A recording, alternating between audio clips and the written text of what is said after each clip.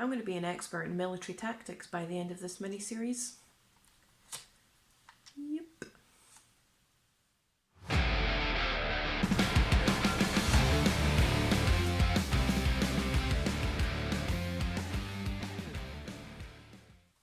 Hiya, I'm Lindsay, welcome back to the channel. So today I'm back with part 2 of my mini-series regarding the band 1914's album Where Fear and Weapons Meet. This was released back in 2021 and it is an awesome death metal album, so if you haven't checked it out already, please do so. But I am delving into this album track by track as part of my metal history topic. So the track that I'm going to be looking into today is Battle of Vimy Ridge in memory of Philippe Conwal. So let's just dive right in and see what this track's all about.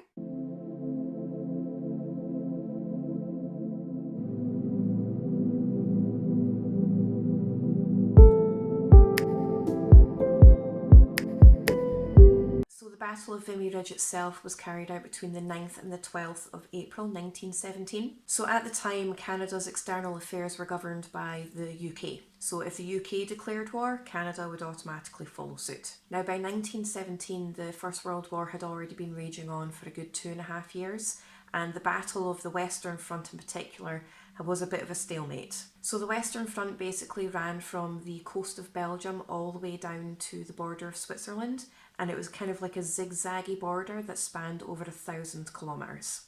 Now Vimy Ridge itself is located about 175 miles north of Paris in the north of France, and the ridge is about 7 kilometres long and completely dominates the landscape.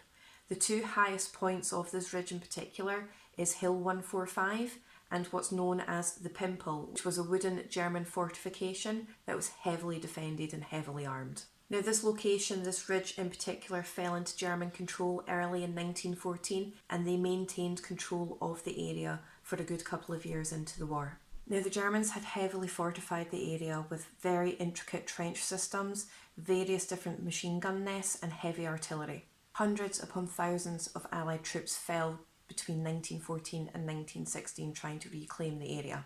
Now in the run-up to the actual battle itself, for a good number of weeks beforehand, vigorous training was carried out by the Canadian forces, and they created models of the German fortifications and the German trench layouts with the aid of maps that were created from aerial photography.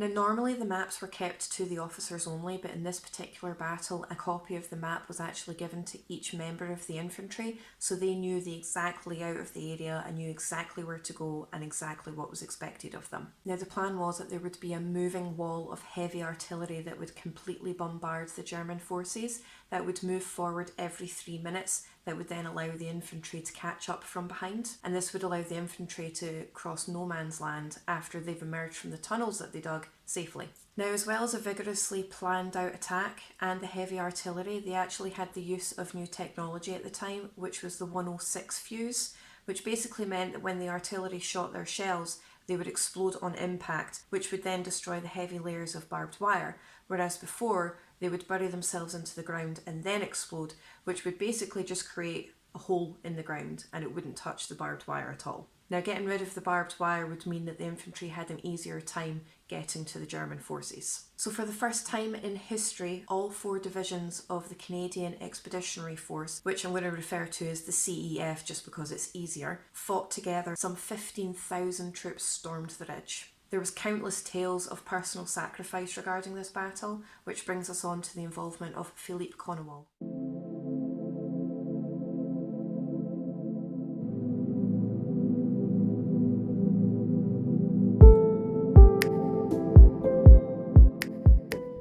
So Philippe Conwell was born in 1887 in Ukraine, and he trained as a bayonet instructor in the Russian army. He emigrated to Canada around about 1913 in order to get a better job so he could send more money back to his family, whom he would unfortunately never see again. He originally enlisted in Ottawa's 77th Battalion in 1915, but then sailed to England and then on to France in 1916 when he was deemed acceptable and suitable to serve the country. Now, at the time during the First World War, Canada actually ran national internment camps for people that they deemed to be Austro-Hungarian subjects, so basically subjects of the rival forces during the war.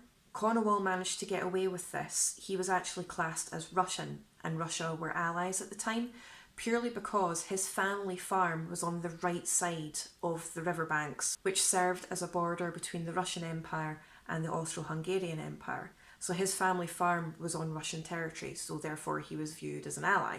Whereas if his family farm was located on the opposite banks of the river, he would have been classed as an Austro-Hungarian subject and he wouldn't have been able to serve in the war. He served as an acting corporal in the 47th Battalion of the CEF, which was part of the 4th Division of the Canadian Forces.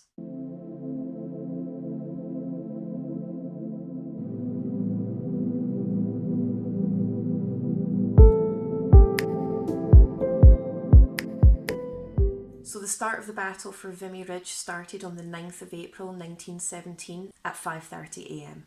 Now the direct orders of the 4th Division, which included again the 47th Battalion that Konowal was serving in, was to gain control of the two highest points of the Vimy Ridge. This was the Pimple and Hill 145. And it was made absolutely clear that if they did not gain control of the two highest vantage points of the ridge, that they would not be able to hold the ridge at all.